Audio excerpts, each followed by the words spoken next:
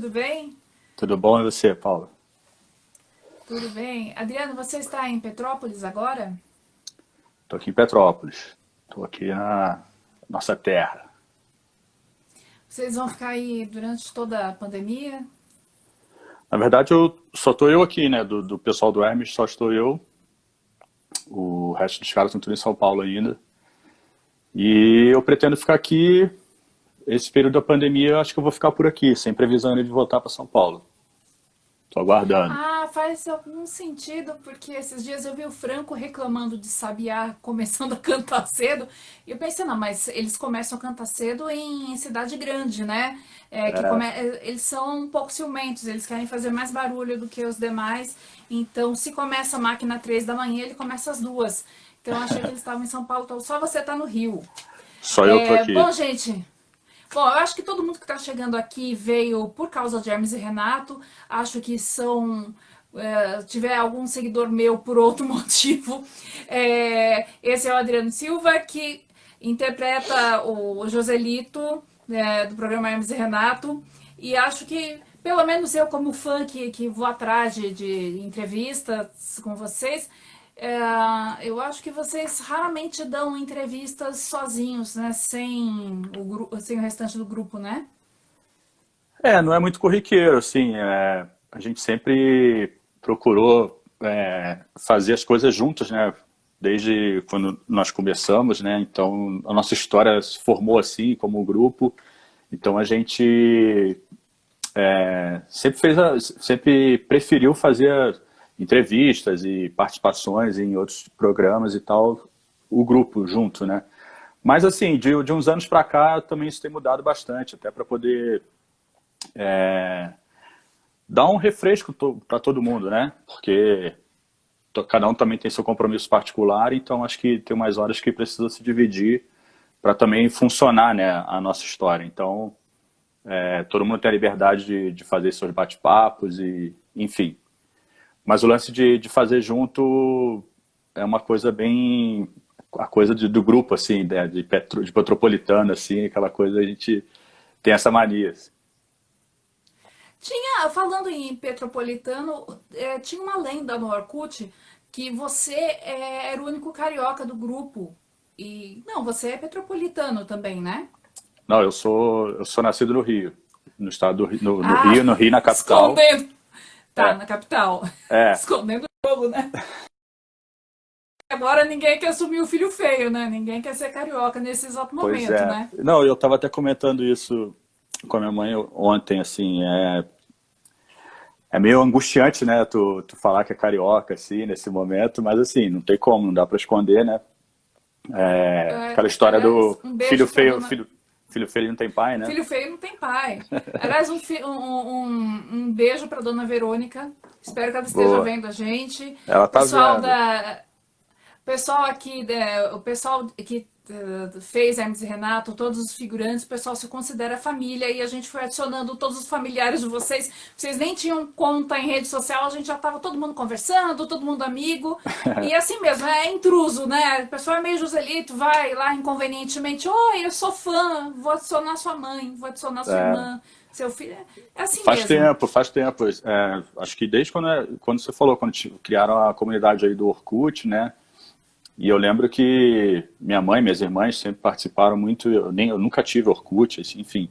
E elas falavam, eu conheço a Paula, a Aline, o Neto, converso muito com eles e tal, e tudo vocês que sempre tiveram presente ali nas gravações com a gente. Então, eles têm um carinho também muito grande por vocês aí, todo mundo que fez parte dessa época aí das figurações de Hermes e Renato. Mas Ah, retomando, desculpa, Paulo, eu sou nascido no Rio e eu vim para cá, vim morar aqui em Petrópolis no final de 89 para 90.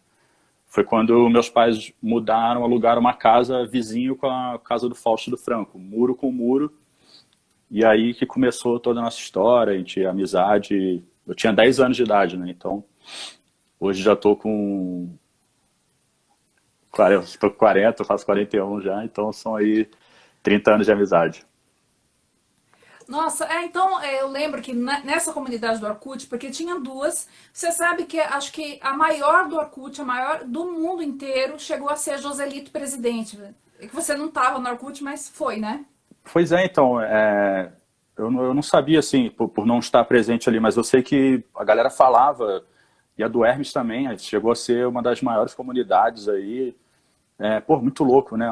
Porque eu acho que era muito o começo ainda da história, ainda da plataforma ali, né? Então, e a gente, pô, sempre teve uma quantidade de fãs, assim, gigantesca, né? Uma galera muito assídua, assim, né? Que sempre acompanhou e sempre foi muito fiel. Então, acho que por isso conseguiram juntar ali uma legião, de verdade, muito legal. Olha, isso é incrível. Se a gente considerar que o Orkut surgiu em 2004, né? O programa entrou mesmo na grade fixa da MTV foi no ano 2000, né? É, Então, ninguém tinha rede social naquela época. O pessoal acessava o Orkut do trabalho, o pessoal não tinha nem computador em casa, né? E era muito cheia de gente. E então, porque os fãs de vocês eram os jovens dessa época, né? O pessoal que era mais antenado, então era muito cheio de gente. E realmente, aquela Joselito presidente, aquela era muito cheia, porque não tinha essa chatice de ideologia, esquerda, direita. O Brasil não tinha essa discussão chata. Então todo mundo entrava, porque, bom, sim, se é pra sim, colocar se é pra colocar qualquer um lá, é Joselito, porque ele vai me defender, ele vai fazer aquilo que eu sempre quis fazer, né? sim. Que não deixa de ser meio que a visão do brasileiro, né? Infelizmente, né? Nesse momento, Sim, né?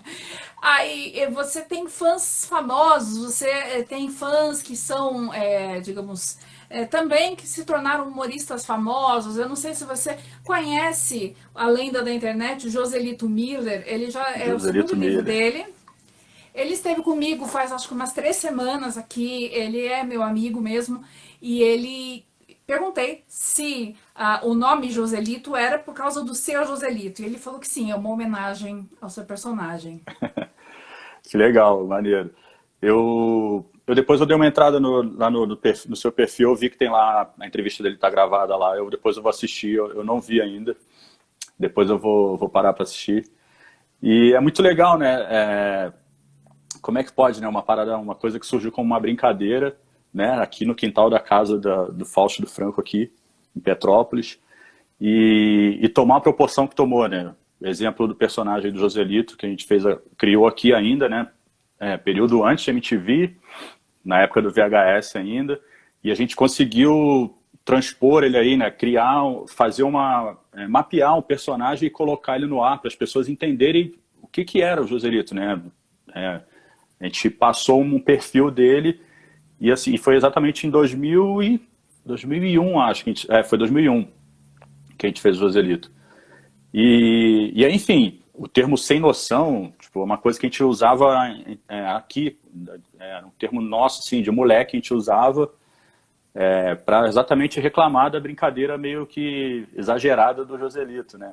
Então, o lance do sem noção virar tipo, um jargão, assim, que virou, né? Hoje em dia, Hoje, outro dia eu estava vendo TV, era um jornal e o GC, assim, o caractere embaixo era alguma coisa, porque o fulano de tal, sem noção, que fez tal coisa, assim. Eu falei, cara, então o termo, assim, né, o lance sem noção virou junto com o Joselito, de o cara ser um Joselito, virou adjetivo, né? Então é muito louco, assim, a proporção que toma a parada, né? Que tomou. Olha, aí a Aline, a nossa querida Aline, nossa família, né? Hermes e Renato, Aline, figurante também, né? Ela falou que Joselito chegou a virar verbo. Eu cheguei a ver que virou substantivo, a Joselice. Está É, cometendo Joselices. do Então, verbo coisas sem Joselitar. noção.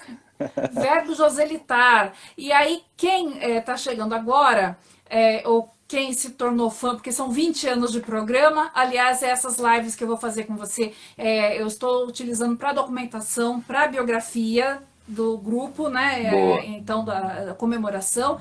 Então, é mais assim, né? Para documentar de uma maneira divertida, né? Legal. Mas, enfim. Então tem gente que está chegando agora, então são 20 anos de programa, tem gente aí que tem 20 anos de idade, tinha 10 anos, descobriu agora o programa e está perguntando em quem foi baseado esse personagem, o Joselito. É muito engraçado, né? Tem uma galera, essa geração agora, que, igual você falou, nem era nascido, e outros que eram muito pequenos na época, eram crianças, e, enfim, estão descobrindo agora também o programa por outros caminhos, estão chegando até o nosso conteúdo. O Joselito, na verdade, foi uma criação que a gente fez aqui ainda no tempo do VHS, como eu falei, e ele foi inspirado, né, no Joselito, que realmente existiu, o Joselito, a pessoa Joselito, que era namorado da Bruna, que é a irmã do Fausto do Franco. E ele era mais velho que a gente na época tinha lá os seus 13, 14 anos, e ele tinha 20, 20 e pouco. E ele tinha aquele jeito dele assim, que ele era um pouco desproporcional na brincadeira, né? Então, assim, as pessoas acham que o Joselito, o personagem, né? Ele é aquilo ali, que o Joselito de verdade é aquilo como eu faço no personagem. E não, aquilo é uma caricatura do cara, né? Que a gente fez um desenho animado dele. Enfim. Mas ele era um pouco desproporcional, mas era na inocência, o jeito dele de ser, assim, sabe? Então, ele não tinha meio noção mesmo do que ele era bruto, às vezes, que ele era meio ignorante numa brincadeira. Então, eu era muito parecido com ele e imitava bem ele, sabe? O jeito dele de andar, o jeito de falar. E aí, num dos programas que a gente estava gravando aqui, que era o Cláudio Ricardo, era um programa de auditório e tinha uma bancada que precisava de jurados. E aí a gente tinha formado já a bancada de jurados e faltava um personagem. Tinha o ET de Varginha, o Gasparzinho, o Jason, que não podia faltar, que a gente sempre foi viciado no Jason, né? E faltava um personagem. Aí a gente falou, cara, vamos fazer o Joselito. Porra, imita o Joselito aí e tal. A gente já tinha uma zoeira com ele, né? E aí não deu outra. A gente pegou um figurino que era exatamente o que ele usava, porque ficava também na casa da Bruna aqui, né? A gente estava gravando lá. Pegou um moletom, aqueles Planet Hollywood, Hard Rock Café, aquelas coisas dos anos 90. Calça jeans, a bota e uma barriguinha, e eu fui imitando ele, jeito de andar e tal. E aí o Cláudio Ricardo, e os outros jurados, e o Joselito lá. Aí entrava o Joselito aí e tal. E aí foi, aí a gente fez ele ali. E aí em 2001, na MTV, o Fausto falou, cara, vamos escrever o roteiro aí de Joselito, vamos apresentar o personagem, né? Vamos introduzir ele aí, né? Criar um quadro e tal. E aí foi assim, então essa primeira aparição dele, a gente fez aquela mapeada que eu te falei, montou o perfil do personagem para apresentar para as pessoas o que ele era, né? E daí, enfim, nunca mais parou, né? Tô aí já de barba branca, as pessoas que eu mais ouço agora falou, caralho, o Joselito tá... Então, o futebol que eu jogo, as pessoas até me chamam de Voselito já, então eu já tô... Está muito bem, eu não sabia. Você vê, a gente é fã, a gente fica indo atrás, né, de informação, mas na verdade não tinha muita informação também quando eu comecei a pesquisar sobre vocês na internet, né? Eu juro que eu não sabia que. Eu achava que Joselito era também um nome escolhido. Lógico que a gente sabe que todo personagem, se for baseado em uma pessoa que existe, ele vai ser exagerado, porque assim é o Sim. humor, né? Ele tem que ser uma caricatura.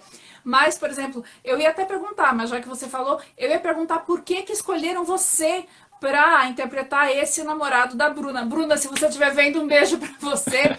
Por que teriam escolhido você? Por que a bucha ficou para você? Mas se você já respondeu que você era parecido com ele, sabia imitar, É, então era mais por isso, assim. Mas eu não vocês... fui agraciado, né? Acabei sendo agraciado aí com... E não tem jeito, assim. Mas merecido.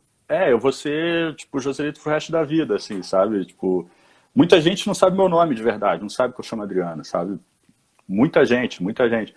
Tanto que às vezes, assim, legal, e aí, Joselito, não sei o quê, começa a falar. Aí o cara fala, pô, cara, desculpa, como é que é teu nome de verdade? Eu falo, pô, Adriano e tal. O cara, pô, cara, legal, Adriano, não sabia e tal. É engraçado isso. Aquela coisa da novela, né, da Odete Roitman, assim, né, que passa o... Tipo, eu não sofro isso na rua, né, de ser odiado igual, tipo, acontece isso com vilões de novela, né, e tal, mas é engraçado. As pessoas têm essa associação e estranho, né, que acham que eu sou o Joselito, porque me vê assim, acha, pô, achei que tu ia chegar me dando uma voadora, ia me dar um tapa na cara, não sei o quê, mas tu é totalmente oposto, é lógico, cara, aquilo aí é uma personagem. Quando eu anunciei a live com você, eu fiz questão de colocar o nome, né? Aham. Então eu coloquei grande assim, o seu nome, né? E coloquei, ele interpreta o Joselito. Porque eu acho que é importante. Eu sei que você não é recalcado, tem muito ator que fica bravo, né? Ai, porque só lembram de mim. São 20 anos de personagem, né? Não tem como. Sim. Ele popularizou o grupo, mas enfim, aí teve gente que falou, ele vai ensinar a chegar na voadora, a chegar dando rodo nas pessoas. Eu acho que não, mas se quiser ensinar isso, a gente aprende também. É, não, pra mim não me incomoda, não. Na verdade, pelo contrário, eu sou muito grato e para mim é a maior satisfação, assim. Nunca me incomodou e não vai me incomodar, não. Você é desde muito pequeno, né? Você falou desde 89, quando vocês se mudaram, né? Alguém postou um vídeo agora de vocês muito pequenininhos. Eu acho que você devia realmente ter uns 10 anos, se muito. O Fausto um pouquinho mais velho. E aí você vestido de mulher, com os brincões e Sim, peitão falso. E aí eu pensei, gente, mas olha, o Adriano era o amigo fiel mesmo, né? Porque desde sempre, assim, tive uma ideia. Se veste de mulher aí. sim. Aquilo ali, esse vídeo que postaram foi exatamente das primeiras gravações que a gente fez mesmo aqui em Petrópolis, assim. Foi uma das primeiras mesmo, assim. E é muito legal, porque aquilo ali é uma sátira de uma situação que aconteceu, né, da família do Fausto e do Franco ali. Então a gente viveu aquela situação um dia, né? E aí, no dia da gravação lá, falou, vamos gravar. Tipo, o Sandro, que tava com a câmera, que era o cunhado do Fausto também na época, e ele falou, cara, vamos fazer aquela situação lá que vocês passaram, da casa da madrinha do Franco e tal. E aí, pô, cada um interpretou um personagem, assim. Eu já fui fazer a mulher, assim, e era uma parada, tipo, da diversão, né? Então, e aí acabou que depois, muitos anos, depois que a gente entrou na MTV, que a gente começou a fazer os personagens, aí eu também sempre fazia umas paradas de mulher, porque era engraçado que eu sempre tive barba. Aí a gente falou, não, vamos fazer isso que fica engraçado, um cara de barba interpretando uma mulher e tal. Enfim, outros tempos, né? Hoje em dia, tipo, as pessoas já reclamam, falam, não tem uma mulher no grupo, porque vocês que interpretam mulher e tal. Enfim, é um assunto que a gente vai acabar chegando aí, mas a gente era muito criança. Aquela fita eu tinha exatamente isso aí, 10 anos, e o Fausto acho que tinha 11 para 12. Bom, dá pra ver, lógico, né? Vocês não tinham passado nem pela mudança de voz, né? Voz bem infantil. E aí, então, já que a gente acabou chegando nisso, né? A questão das mulheres do grupo. Bom, comédia, se a gente estudar toda a comédia, sempre é muito mais engraçado ver um homem vestido de mulher do que uma mulher vestida de homem. Né? Existe até, eu tenho até algumas teorias sobre isso, mas assim, eu acho que de todos, o que fica mais engraçado de mulher é você, porque você tem a voz mais grave, né? E não é só porque você está sempre de barba, é porque você tem a voz mais grave de todos. Então dá um contraste e fica muito divertido quando você faz mulher. E eu gosto também bastante quando você faz velha, né? Quando você faz a idosa. Aquele episódio do cocô assassino, que você é a avó lá que vai fazer a cocô. Aquilo é sensacional, eu adoro aquela interpretação sua, uma das que eu mais gosto, aquela velha, né? E por algum motivo, eu não sei por que eles escalavam desse jeito. Ele e o Bruno Sutter fazendo papéis de mulheres. O Bruno, ele né, bom, na época ele tinha cabelo comprido, né, o olho azul, né, uma voz um pouco mais aguda, né, uma voz mais leve.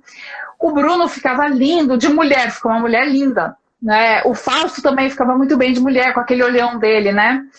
E o Marco acabou fazendo as mulheres marcantes né, então, Dona Máxima e Jaqueline, né, então as mulheres são vocês, então são marcantes, né, e Sim. acho que eu, como mulher, eu não me sinto ofendida. Tem gente que se sente, né? Que quer. Eu jamais me sinto, pelo contrário, eu sempre achei muito engraçado. E acho que vocês fazem com naturalidade.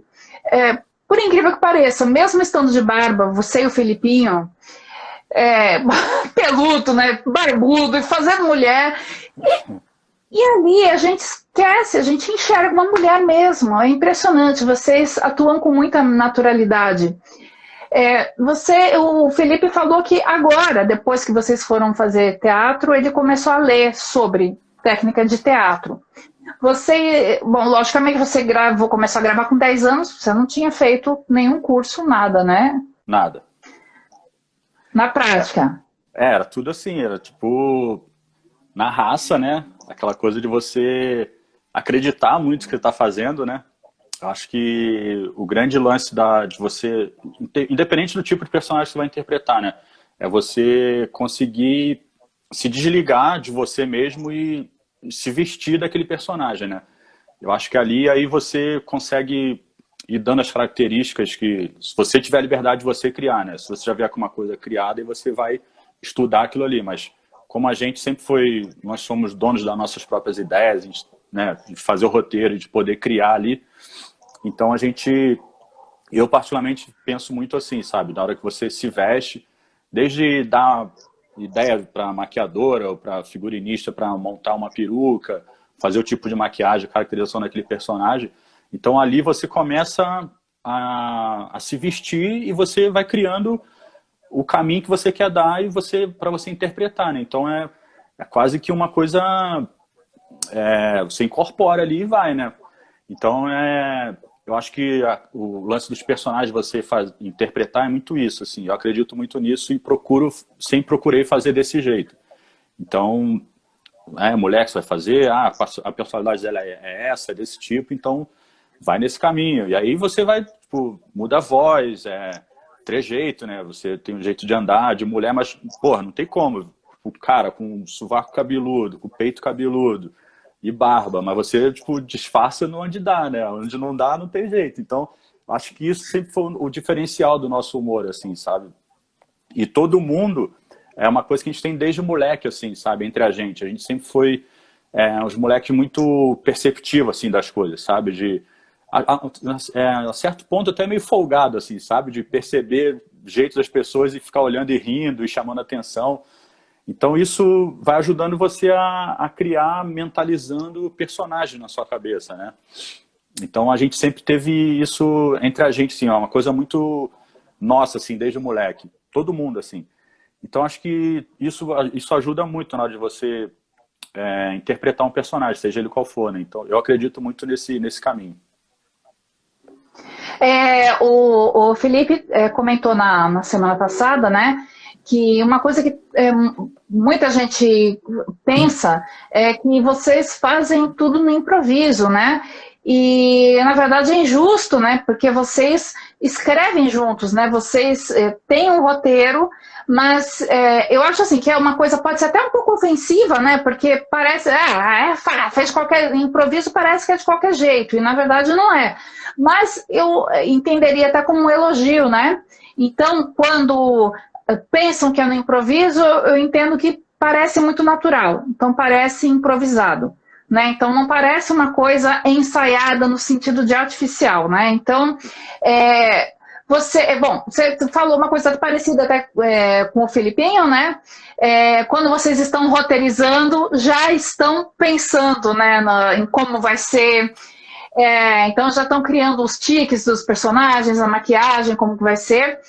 E queria saber qual parte desse processo, né, de roteiro, de atuar e de editar, dirigir, o que você acha mais divertido de fazer na TV? A diversão é a hora que está gravando, né? A hora que já está ali, na hora da gravação, acho que para mim é a parte mais legal, assim. Não que as outras não sejam, mas assim, a hora que você sente mais, tipo, agora é hora de, sei lá, agora o jogo vai começar mesmo, sabe? Você treinou, você concentrou e agora o jogo começa. Então, para mim, a gravação é a parte mais divertida. Mas eu gosto de todo o processo, assim, sabe? Eu acho muito interessante e é um trabalho danado. Isso que eu falou, às vezes as pessoas não têm noção e acham que vocês ligam a câmera e saem falando e saem fazendo, e depois sai, o resultado é esse aí. Não é bem assim, muito pelo contrário. Tipo, 90% do que a gente faz ali é fiel ao que a gente escreveu, que a gente criou junto. E isso dá a possibilidade de você, na hora de uma gravação, tiver uma ideia e você conseguir improvisar ou fazer uma coisa diferente ali. Isso nada impede. Às vezes, muitas coisas mudam desde o processo criativo até a edição, né? Tem coisas que a gente cria na edição, assim, sabe? Uma sketch que vai na hora da edição, você bota uma coisa ali, um efeito, e você dá uma cara nova para aquilo ali que nem tinha pensado. Então, é um processo cansativo, mas prazeroso. É o que a gente sabe fazer, né? É como a gente aprendeu, virou nosso trabalho. Mas, para mim, a parte da gravação é o mais legal, assim. Eu vi um pouco disso quando eu fiz a figuração para vocês. Eu figurei durante 3 anos, né? Peguei MTV Record, né? Foram 3 anos só que você foi? Achei que tinha sido mais. Pois é, eu acho que eu peguei um momento muito legal, né? Um momento de transição, né? Bem importante. Então foram 3 anos. Eu tive todas as cores de cabelo possíveis nas figurações: castanho, preto, loiro e ruivo, né? Então, todas, né? Mas enfim, eu já tinha o meu DRT de atriz quando eu comecei a fazer figuração para vocês. E claro, nunca tinha feito TV. Eu fui, na verdade, para me divertir, porque eu era muito fã, eu queria chegar perto. E aí, quando eu vi a primeira vez, eu pensei, eu vi o pessoal com texto na mão, eu sei que tem um texto, eu sei que tem um roteiro, mas vocês faziam com tanta naturalidade, com tanta perfeição, que era incrível, porque assim, não tinha erro de gravação. Porque o primeiro DVD de vocês, né, tem aquela seção lá dos erros de gravação, né? Uhum. E aí eu pensei, será que tem muito? Será que vai ser tão divertido? E não tinha, saía perfeito. Então, aquilo, bom, quando eu comecei a figurar, vocês já tinham 10 anos de programa, né? Então, 10 anos, lógico que vocês já tinham muita intimidade com a câmera e com aquilo que vocês estavam fazendo, né? Mas confesso que até eu sabia que não era improvisado, porque eu via vocês lendo o roteiro antes. Mas era tão perfeito que eu pensava, não, mas não é possível, né? Eles vão, em algum momento, mandar voltar, fazer de novo. E não, ia e ficava incrível. E a melhor parte, para mim, eu lá ficava o dia inteiro com vocês lá na MTV e ficava rindo muito, porque boa parte ali não vai para aquilo que é editado, né? Sim. Grande parte das piadas ficam de fora, né? Que é uma pena, um desperdício de piada, né? Vocês selecionam muito bem, né, o que vai ao ar, né? Assim... Mas que... Desculpa, pode falar. Não, pode... eu ia só ver os comentários aqui. Pois o pessoal falou, né, o pessoal pergunta se eu peguei de 2008 a 2010. Foi de 2009 a 2012. Então dá quase 4 anos se contar, né? 2009, 10, 11, 12, né? 2010 então, tá. A gente ficou na MTV até 2010 e aí Record de 2010 a 2013. Você pegou exatamente essa viradinha. Eu parei... eu saí um pouco da figuração porque minha mãe desenvolveu um câncer muito grave, eu fiquei cuidando dela. E aí, enfim, depois não voltei mais, fiquei super mal, ela faleceu, fiquei muito mal e não voltei. Aí ficou nesse período de transição, volta para MTV, e aí voltaram e acabei não conseguindo figurar mais com vocês. Mas quero fazer aqui uma ressalva.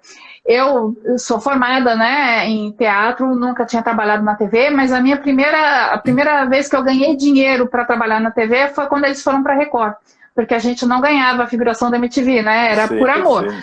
Mas aí a Record pagava e eles fizeram questão de trabalhar com quem já tinha trabalhado de graça para eles, né, então assim, muito obrigada. Imagina, meu DRT serviu para alguma coisa.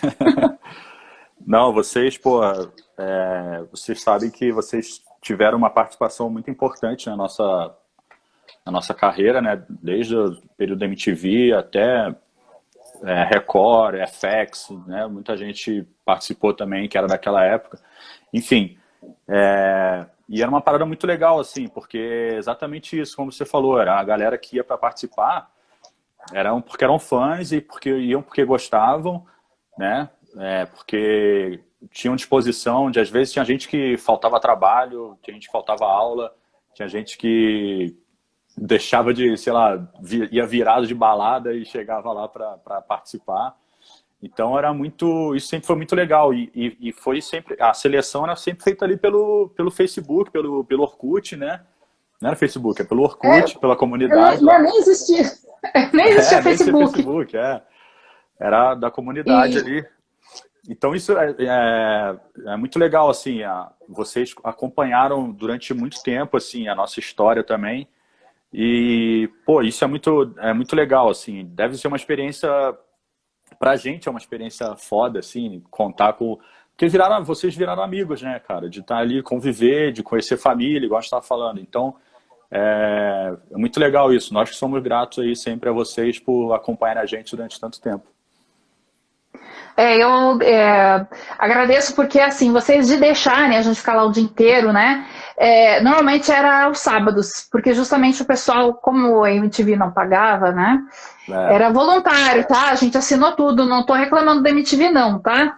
Mas como a maioria se sustentava com outro trabalho fora da TV, né, como era o meu caso, eu era coordenadora de escola do estado na época. Aí teve umas férias de julho e eu levei o meu colega, o outro coordenador da escola e o inspetor, porque estava todo mundo de férias e a gente fez uma gravação lá. Foi aquele dia do rock cego, do achego, e teve mais uma gravação. Eu não lembro, talvez você se lembre, era alguma coisa de banda que por algum motivo o público começava a jogar tomate na banda, e o tomate na verdade é caqui, viu gente? O tomate cenográfico é caqui, porque o caqui explode. E aí era pra gente acertar. E aí assim, eu sou ruim de pontaria, mas eu acertei um em você estava na bateria. E aí vocês começaram a jogar de volta na gente, virou aquela zona. E eu não lembro até hoje o que era isso que a gente estava gravando, que teve guerra de tomate. Você faz alguma ideia? Eu lembro da cena, mas eu também não estou lembrando da sketch qual era. Porque esse dia foi que a gente assim juntava exatamente para otimizar, né, o lance do estúdio, do cenário. Então a gente tinha que juntar vários roteiros, eram cenas separadas para poder matar tudo numa leva só, né? E exatamente esse dia era dia que tinham bandas e tal. E não foi o dia do casamento, Joselito do casamento não, né? Do casamento foi depois. Não, o casamento foi a última gravação daquela temporada. Eu lembro, foi exatamente. Era o último dia, a última diária, era a última cena, porque tinha quer jogar bolo e a gente falou, não, vamos fazer uma festa, reunir todo mundo e a gente fazer de verdade mesmo. Mas eu lembro dessa cena, eu não lembro da sketch exatamente qual que é. De tacando tomate na banda, que era caqui, na verdade. Olha, eu sei que assim, eu aprendi muita coisa, né, de cenografia figurando com vocês. Por exemplo, o cocô cenográfico, gente, é moça festa, tá? Cajuzinho ou brigadeiro. Então, se alguém aparecer comendo cocô em Hermes e Renato, eu espero que seja cenográfico. Seja cajuzinho. Olha, falando em cajuzinho, o vício em cajuzinho, por algum motivo também acho que é o mais escalado para interpretar a bandidagem. O X9, o viciado em cajuzinho, o boliviano que está aqui legal. O que acontece? Eles olham para você e falam assim, tem cara de clandestino, é o Adriano. Acho que dentro do grupo, assim, tem uma coisa meio já, não estipulada, mas a gente já sabe, assim, quando está criando, sabe? Quando a gente está fazendo roteiro, já sabe. A gente nem fala às vezes, mas já está criando, já sabe. Eu falei, puta, isso aí eu já sei que vai sobrar para mim esse personagem. Puta, esse aqui eu sei que vai fazer é o Marco, é o Filipinho, é o Franco. Esse aqui, esse aí tem cara do Bruno fazer. Tem coisas que a gente, como eu te falei, lá ali no roteiro a gente já sai meio que amarrado já, sabe? Tirando, lógico, os personagens que não tem como o outro interpretar, mas tem coisas que a gente já define, assim, não só essa questão de personagem, às vezes próprio plano de câmera, enquadramento, sabe? Disso a gente sempre foi muito detalhista e já de colocar no roteiro para não ter erro, assim, sabe? Na hora da captação, quem estivesse dirigindo e até o próprio editor já pega, o cara já tem uma noção ali, tá praticamente mastigado, né? Então, e assim, eu sempre acabei Porque eu gosto também de fazer esses personagens, sabe? Eu acho que eu me sinto também no lance de eu me visto ali, eu acho que eu interpreto bem. Então, eu me sinto à vontade e acabo já pegando para mim um pouco essa parte para fazer. E também sem problema Eu nenhum, gosto muito. acho divertido. O linguajar que vocês usam, assim, vocês inventam, aliás, tem coisa que eu queria até saber, né? Tem gíria que é inventada, assim, que vocês falam, vamos tentar emplacar uma gíria, ou vocês pegam em algum lugar. Por exemplo, quilingue é uma palavra que eu só ouvi em Hermes e Renato. Eu uso hoje cultura quilingue, mas por causa de vocês. De onde Sim. vem? Você sabe de onde vem essa palavra? Cara, o quilingue foi se eu não me engano, foi alguma coisa que, eu acho que foi o Gil que falou um dia numa parada, a gente trocando ideia. Eu não sei se foi o Gil, agora o quilingue agora me fugiu aqui. Mas é o lance, por exemplo, do Proxeneta, o nome da novela, né, que a gente fez. Ninguém sabia o que é, proxeneta. Isso foi uma coisa que meu pai que falou com o Fausto até uma época. Tu sabe o que é proxeneta?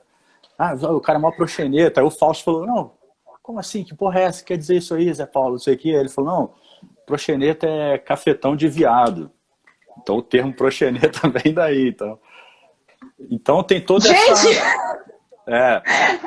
Essas lives são muito surpreendentes, porque assim, eu achava que proxeneta era cafetão geral.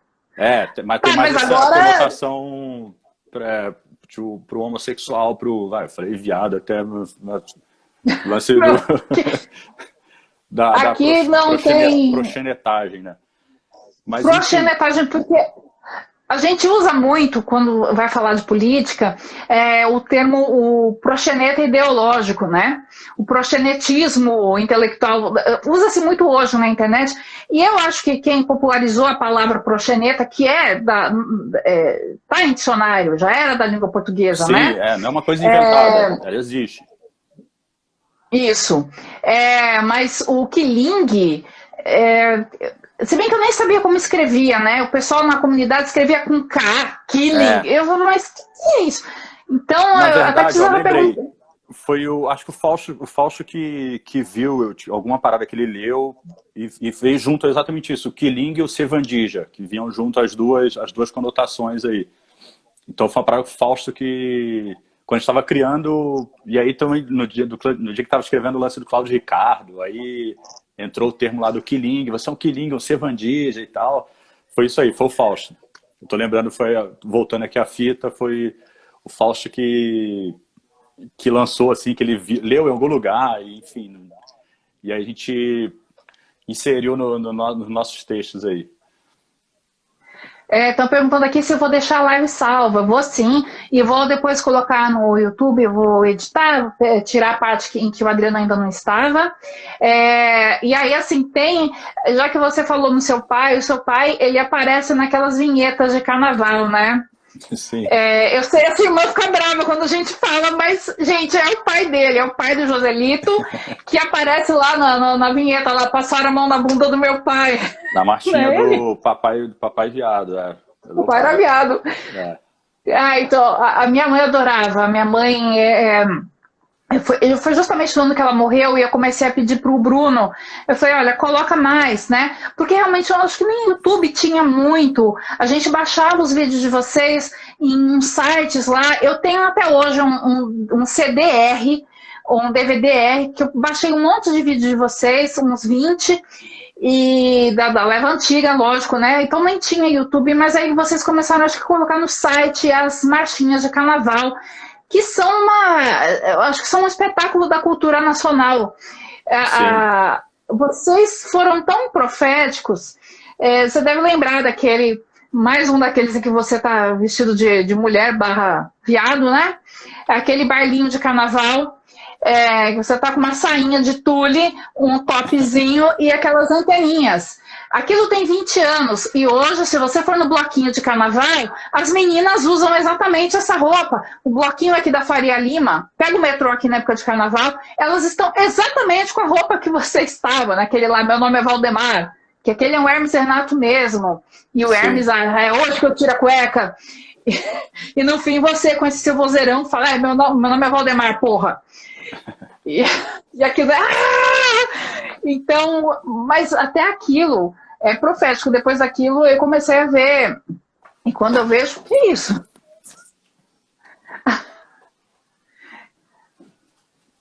Ah, o seu Gente, Zé eu aí. achei que fosse um efeito. Olha aí, gente, o pai do Joselito. Tudo bem com o senhor? Ele não tá te ouvindo, tô O de senhor é da fone aqui. nossa família. Ah, tá, é. Tá te dando oi aí. Oi, tudo bem? Tudo bem? Pessoal, olha, tivemos sorte. Do Felipe veio da filhinha dele e agora o pai do Adriano, que aparece nas vinhetas. A gente acabou de falar dele, ele apareceu. Que legal. Então, assim, tudo pode acontecer porque é ao vivo. Já que ele tá aí, o seu Feijó, ele é seu parente por parte de pai ou parte de mãe? O seu Feijó glorioso. Caraca, por parte de mãe, era meu bisavô, avô da minha mãe. E aí o Fausto ouviu essa história uma vez e ele achou engraçado pra caralho, porque esse meu bisavô, cara, ele tinha, sei lá, acho que 20 e poucos filhos, 30 filhos, não lembro agora exatamente. E aí o Fausto meu pai contava essa história pra ele, o Fausto ria pra caralho. Porra, não sei o que, ô Zé, e o seu Feijó e tal, fala do seu Feijó aí. E aí, pô, numa das criações, a gente fazendo um roteiro aí, aquela coisa de criar nome, né, que era sempre também uma loucura no Hermes, a gente criando nome, bolando coisas e tal. Sempre nome esdrúxulo e tal. O Fausto lançou, porra, põe seu Feijó aí, pode pôr, Adriano, não tem problema não. Eu falei, vambora, mete seu Feijó aí e vambora. Então, é inspirado também, só o nome, lógico, né? Eu nem conhecia, assim, o bisavô aí. E é mais uma criação aí que foi inspirado na família. Olha, isso é incrível, né? Esse processo de criação de vocês. E é por isso que talvez as pessoas pensem que é improviso, né? Porque vocês pegam a vida real e vocês dão todo um tratamento cômico e de crítica, ou seja, né? A comédia e a sátira estão juntas, né? E aí transformam aquilo e se encaixa perfeitamente na nossa cultura. E aí todo mundo já deve ter ouvido falar num tal de seu Feijó que teve 20 filhos, 30 filhos, né? E, então os ritmos transudos, né? Do quadro Brasil Mulambo, que para mim é o melhor. Esse daí realmente eu precisava pegar um estudo à parte do Brasil Mulambo e do Repórter Boato, né? O do Trololó, né? Sim. É um texto muito bom.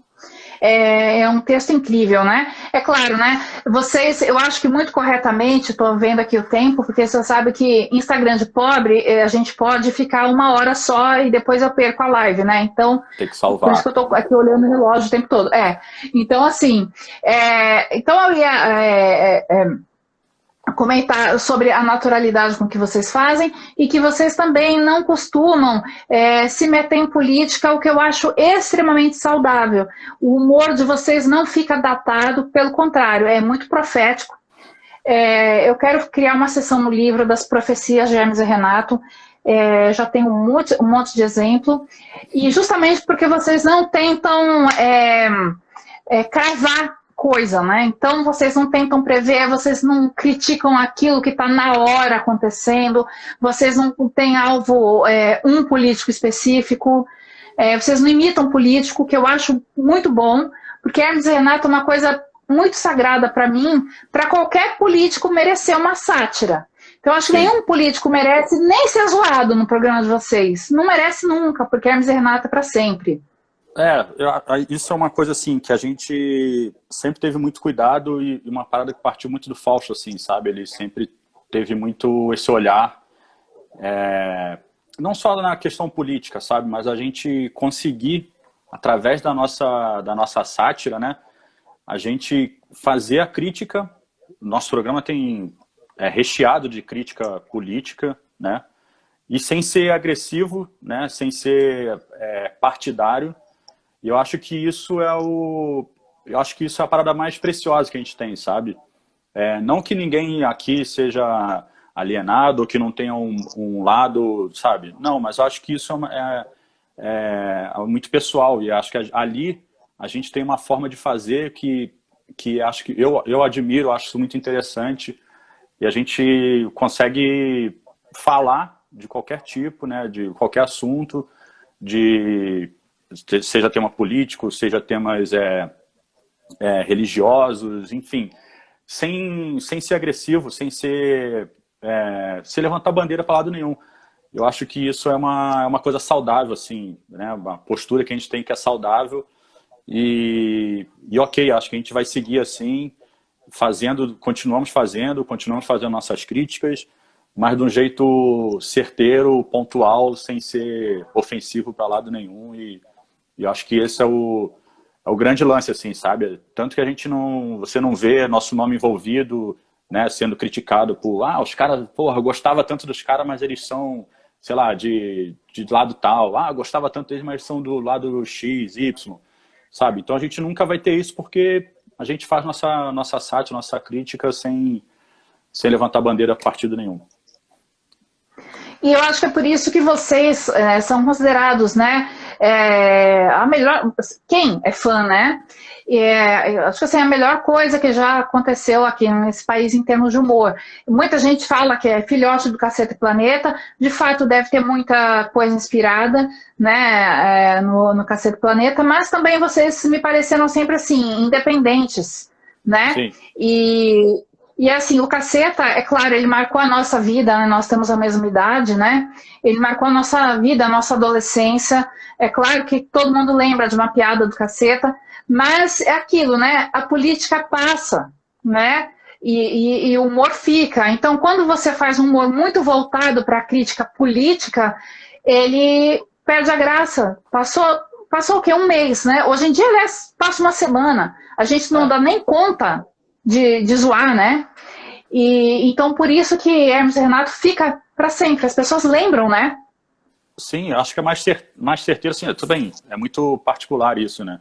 Mas eu acho que como a gente faz, por exemplo, a gente tem o Joselito, a gente vai e pega o Joselito e coloca ele como um candidato a presidente, por exemplo, sabe?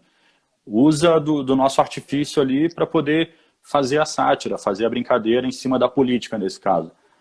Assim como nós tivemos, lá atrás, a gente fez o Renato Presidente, foi a primeira sketch que a gente fez política com um personagem assim, nossa, foi do Hermes e Renato, foi o Renato Presidente, tipo, em 2000 ainda, sabe? Depois a gente foi fazendo Paulinho Pindobas, foi criando lá as campanhas dos vereadores, os estereótipos, né? E assim, respeito a galera que faz, acho que tem também esse seu momento, né? E assim, candidatos, principalmente os presidenciáveis, vão ser sempre personagens para humor. Vai mudar, o próximo que vier, a próxima que vier, vai ser um personagem, vai ser caricaturado por alguém. Então isso também faz parte da história do humor, assim, né? Onde você vê todo mundo, acho que no mundo inteiro o humor assim satiriza, na política sempre vão em cima do presidente do momento, né? Então sempre tem sátiras em cima dos presidentes. Então mas a gente sempre fez de uma forma diferente, né? Acho que isso é muito legal da nossa parte, assim. Uma coisa que as pessoas falavam sobre vocês também é uma coisa que eu tenho refutado faz tempo.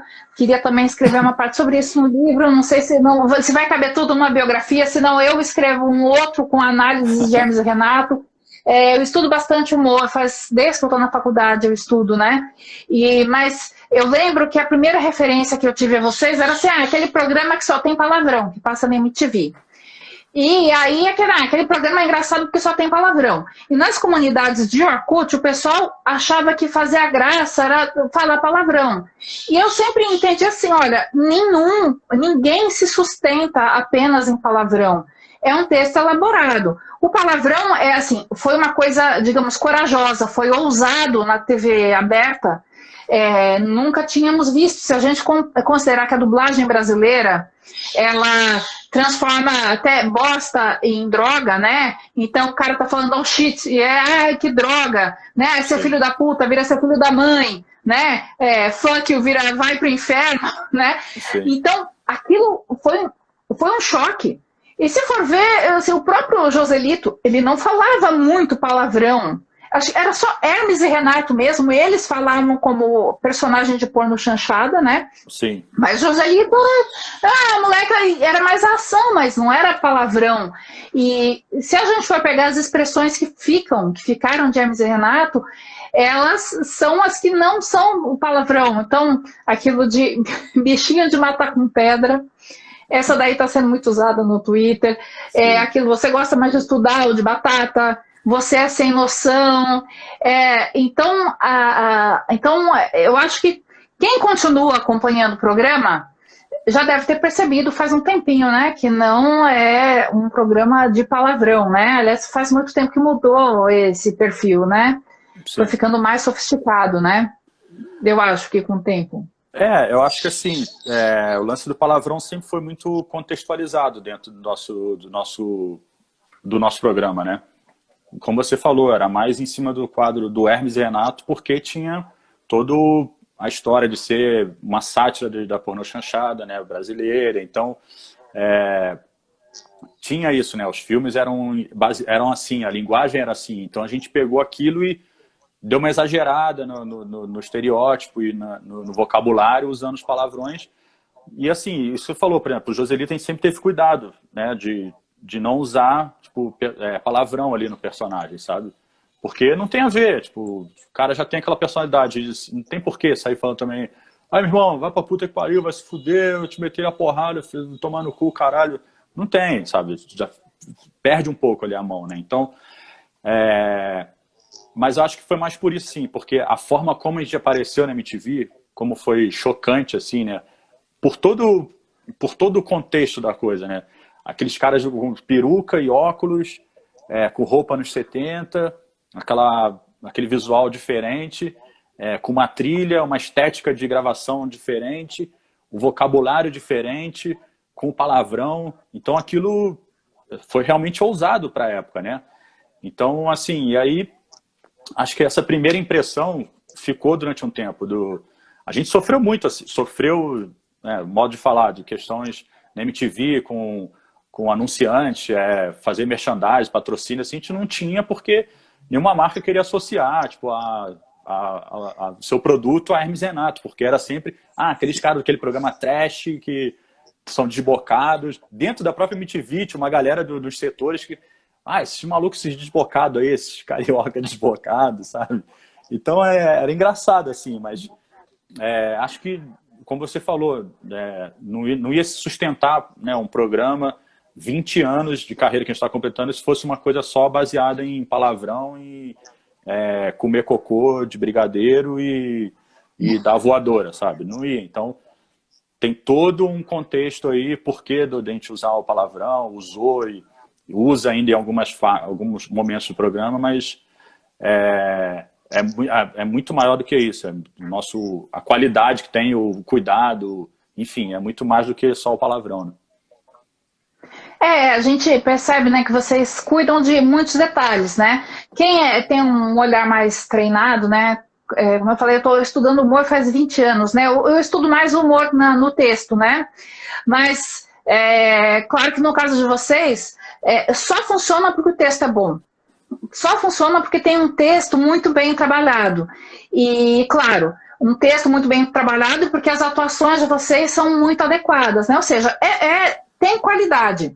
Sim. Uma pergunta lá que a Aline tinha feito para vocês, né? Se vocês consideravam isso para o TCC dela, acho que 2008, e ela perguntou se vocês consideravam que o programa de vocês tinha qualidade. Vocês consideram que é um programa de qualidade? Muito. Eu acho, assim, não é porque eu faço parte, não é porque eu sou um dos que começou essa história toda, mas, assim, eu acho que tem todo... É uma história muito bonita, assim, a nossa carreira, né? Por ter começado numa amizade.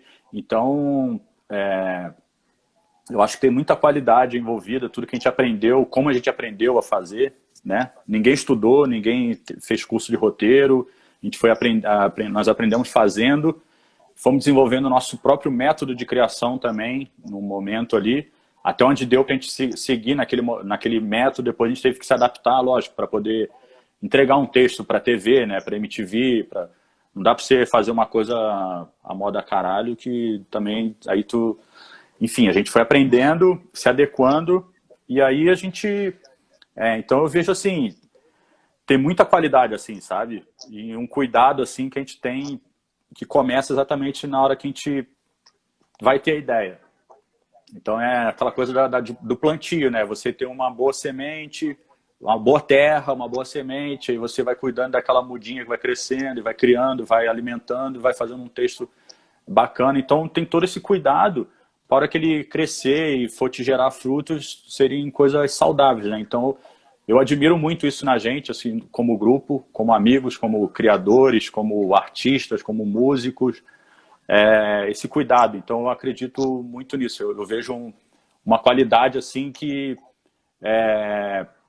eu, sei lá, conheci muita gente do meio artístico, outros humoristas, outros grupos, outras bandas, e assim, eu vejo que a nossa parada é muito peculiar, assim, sabe? E cada vez que eu conheço mais outros métodos e outras pessoas, outras formas de se fazer, eu vejo como a nossa é muito foda, assim, não querendo dizer que é tipo, a melhor de todos, não tem para ninguém. Não é isso, é como eu admiro a nossa forma de fazer, como a nossa criação, o nosso método, mas nós somos também muito cabeça aberta, a gente aprendeu muito, a gente se espelha muito em outras pessoas, na forma de fazer, sabe? Porque isso é evolução, né? E a gente tem muito isso, a gente vai caminhando também para esse lado, então a gente tem um leque aberto, mas eu admiro muito e respeito a nossa história, a nossa forma de fazer. Vocês foram amadurecendo junto com o público de vocês, né? O público original, que somos nós, que estamos na casa dos 40, né?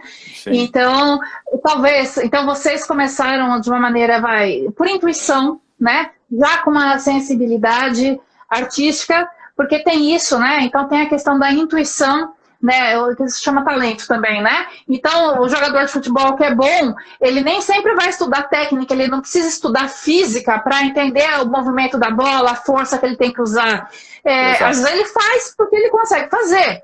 Aí, quando ele vai amadurecendo, não basta ele ter talento e força física, ele precisa estudar técnica, porque ele vai virar técnico de futebol. Aí ele vai pegar um pouco mais da teoria, mas muito da teoria que ele sabe é porque ele aprendeu fazendo. E vocês também, por isso, né, por serem mente aberta, então vocês eram moleques fazendo aquilo que divertia vocês, então se divertia vocês, iria divertir as pessoas da nossa cidade, né? Sim. E com o passar do tempo, vocês foram amadurecendo, nós também, parece que um foi acompanhando o outro, né? Por isso que o público de vocês é muito fiel, né? Acho que é o processo natural, né? Como você falou, a gente tem uma parada muito intuitiva, assim, tudo que a gente faz. E exatamente isso, assim, de acreditar. Primeiro a gente acredita nessa ideia, no que a gente está fazendo e beleza. A nossa preocupação é essa, a gente acreditar que vai fazer uma parada legal e isso já é um sinal de você estar fazendo uma parada de verdade, né?